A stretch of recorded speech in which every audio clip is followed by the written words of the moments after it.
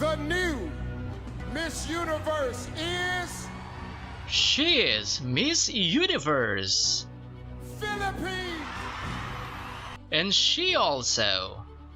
And they are both stunning. And she's beautiful. And she also.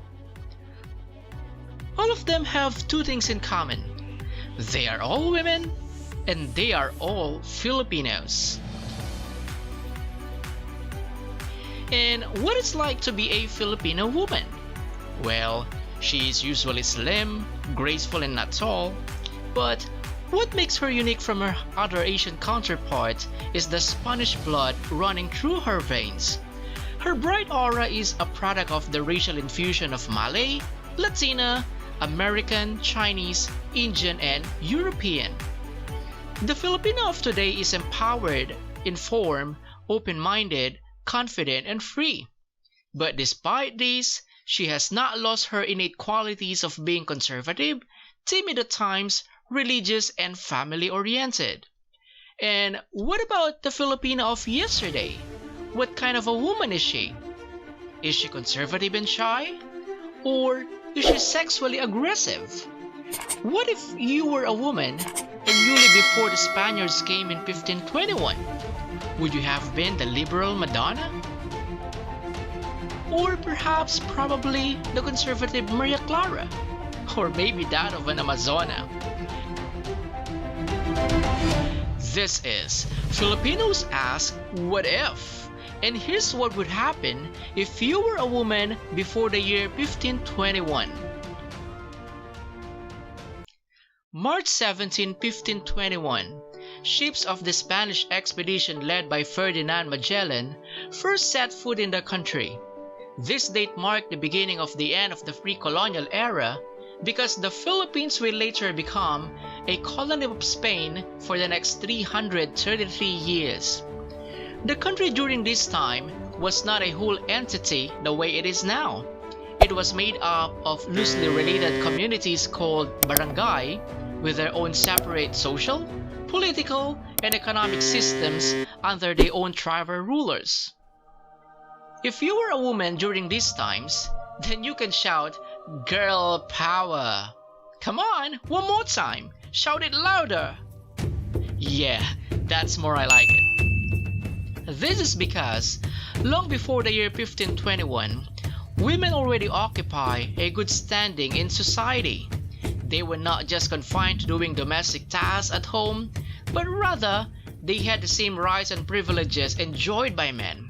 Gender equality? No problem, they had it. Being a spiritual leader is a very important position in the old society, and this position is delegated to... Yeah, you're right, it's another girl power. Babaylan, as she is called, she plays many important functions. She consoles the spirits and also serves as a mediator between the living and the dead. It means she sees creatures like aswang, kapre, tiyanak, tikbalang, and yeah, your dead grandpa. Being the babaylan, she is also the cultural preserver of society by being the historian.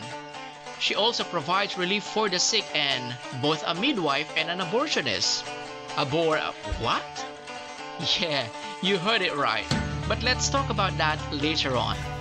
Yeah, I get it. Another girl power. But what if you happen to be born with extraordinary beauty and oozing sex appeal? What's in it for you? First, you'll be separated from the rest of your siblings. You will be given the best VIP treatment. You will always have the first serving to all the food in the dining table. You will be treated very delicately that your feet must not get dirtied, and you also must be kept hidden from the extreme heat of the sun. You will always be carried by a special limousine service wherever you go. In short, you'll be a princess. Nope, not that princess. Okay, yeah, that would do. Okay, So now you are beautiful, treated like a princess, and already at marrying age. Then what? Since your parents have raised you most expensively, they can demand a huge dowry from your future husband.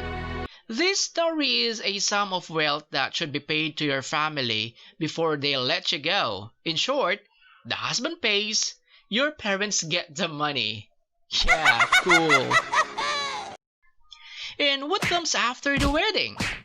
Yeah, you're right. Nagging and fighting. No, not too fast. It should be the honeymoon first, right? But what if your husband discovers during your honeymoon that you no longer, you're no longer a virgin?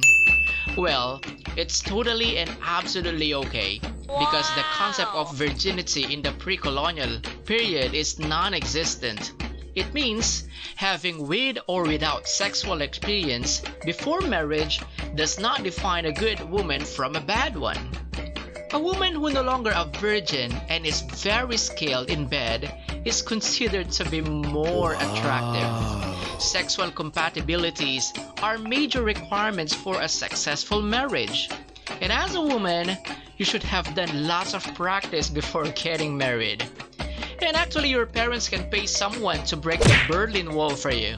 Consider this a practice session until you reach perfection.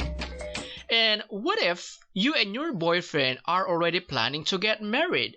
What then? Unfortunately, you can't rush things yet. You must both need to live together first in a cottage called Ulog for quite some time until you both have proven that you can satisfy each other's worldly desires. If yes, then by all means get married. If no, then at least you tried. Maybe one of you needs more practice. This only shows that sexual gratification can either be a deciding or a breaking point for the couple. But wait, there's more. Toys are also part of the deed. No, not those toys. Yeah, those. This is a tugbook. It is a nail-like tin rod device inserted into a man's genital. Yeah, the same kind of insertion used among male patients in hospitals for them to pee. Ouch. The tugbook is a part of the act that most women would not want to get laid with their man unless he wears one. However, the process is painful and bloody, especially on the part of the male. Now this is what you call heaven and hell. What if I don't want to wear one? No. Well, unfortunately, wearing one is their very definition of what a real man is. So, tugbook equals real man. Real man equals tugbook. Ha ha ha! That's funny! Okay, I'm gay. And what about abortion?